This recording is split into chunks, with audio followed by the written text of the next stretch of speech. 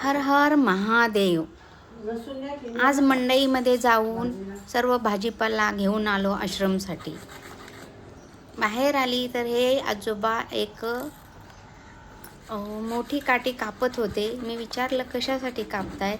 ते बोलले असंच कुणालाही चालायला होईल. मग आजीकडे गेले, त्यांना विचारलं एकाच हातात बांगड्या का घातल्यात. त्या बोलल्या की एका हाताला सलाईन लावलं होतं म्हणून. यांना जेवण पाहिजे आहे बघा.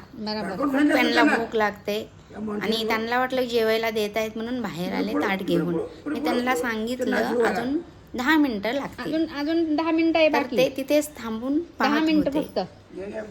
आणि माझ्याशी गप्पा मारत होते. एक काम करा, हे आहे आपलं जीवन स्पर्श वृद्धाश्रम. नॅचरल हवा आणि एकदम सुंदर जागा.